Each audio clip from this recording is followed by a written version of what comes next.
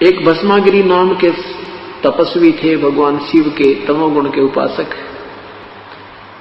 12 वर्ष तक सिर नीचे न करके पैर ऊपर को करके और भगवान शिव के कैलाश पर्वत पर भगवान शिव के द्वार के सामने साधना की। 12 वर्ष के बाद पार्वती जी ने कहा, हे भगवान, आप तो समर्थ हैं, आपका दास क्या मांगता है, इसको प्रदान कर दो। पार्वती जी के कहने से भगवान शिव ने भस्मागिरी से कहा कि मांग भस्मागिरी, क्या मांगता है, मैं तेरे से अति प्रसन्न हूं। अब भस्मागिरी के मन में के खोट था कि भगवान शिव को मारूं, इसे भस्म कड़ा प्राप्त करूं, भगवान शिव को समाप्त कर दूं, पार्वती को पत्नी बना लूं। हे भगवान,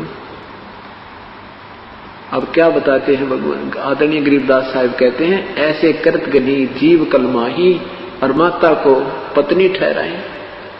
पार्वती माता को और पत्नी की दृष्टि से कामना कर रहा है, ऐसे नीच व्यक्ति पर यह साधना कर रहे हैं शिव की। पर भगवान शिव ने कहा, मांग भाई, क्या मांगता है भस्मागिरी। भस्मागिरी ने कहा कि ऐसे नहीं भगवान, वचनबद्ध हो जाओ तो मांगू। भगवान ने कहा, सोचा भी क्या मांगेगा, एक सिद्धि और मांग लेगा, दे दूंगा। कहा ठीक है भाई, वचनबद्ध हुआ, मांग ले, क्या मांगता है। तो क्या मांगा उसने, कहा कि भस्म कड़ा दे दो भगवान, ये भस्म कंडा दे दो जो आपने हाथ में पहन रखा। उसमें क्या गुण था कि जो किसी के सिर पे सिर के ऊपर ऐसे करके कह दे भस्म, वो खत्म हो जाता था, उसमें एक ऐसी शक्ति थी। इस बात का ज्ञान भस्मागिरी को था। भगवान शिव ने सोचा भी साधु है, जंगल में रहता है, अपनी सुरक्षा के लिए मांग रहा होगा, उसने क्या पता था ये ऐसा जालिम व्यक्ति है, इसके मन में कितना खोट है। कहते हैं भस्मागिरी की वासना शिव शंकर से जाने नहीं। ये सर्वज्ञ कहाँ है भगवान, जिन्हों ये नहीं पता ये दुष्ट क्या मांगने आ रहा है, इसके मन में के खोट है। तो भगवान शिव सर्वज्ञ भी नहीं है। अब क्या किया कि उसने ज्यों ही कड़ा निकाल कर उसको दे दिया भस्मागिरी को। भस्मागिरी ने कहा कि होले शंकर होशियार, तुझे मारूंगा और पार्वती को पत्नी बनाऊंगा। इतनी देर में त्योर बदल गया। अब भगवान भाग लिए, भगवान शिव भाग लिए, आगे आगे भागे जा रहे हैं, पीछे पीछे भस्मागिरी।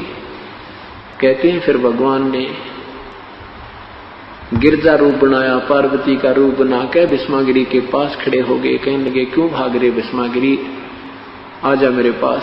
अब भस्मागिरी ने देखा कि शिव जी तक भागता जा रहा है, चला जाएगा, मेरे निकट आ नहीं सकता, जिसकी मुझे कामना थी वो मुझे मिल गई। अब पार्वती रूप में प्रभु ने कहा कि भाई आप मुझे डांस करके दिखाओ।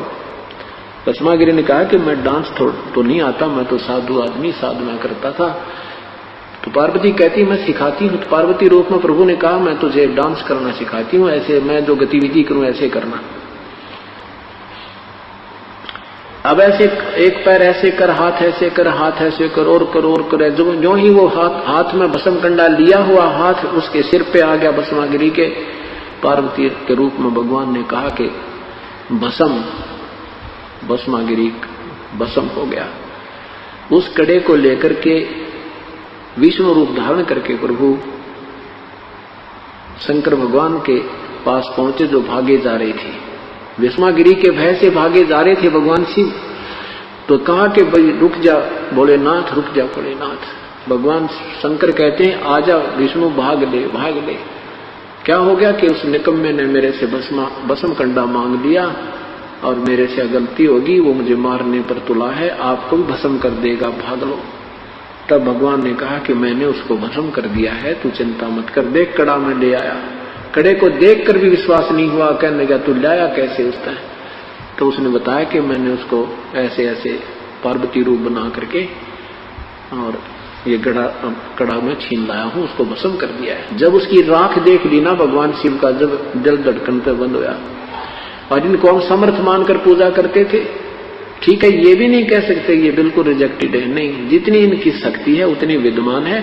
हम इनको एक मंत्री की शक्ति होते हुए हम मंत्री को प्रधानमंत्री कहा करते थे। ये हमारी नालायकी नादानी थी, क्योंकि ये नीम हकीम हमारे गुरुओं की कमी थी। जैसे रावण को उनके गुरुदेव ने शिव को मृत्युंजय, सर्वेश्वर, महेश्वर, वेदों में इसी का वर्णन है, ऐसे गुणगान कर दिए। अब उस भोली आत्मा को क्या पता था कि ये गुरु जी नहीं है, तो नीम हकीम है। यदि उस रावण वाली आत्मा को ये ज्ञान मिल जाता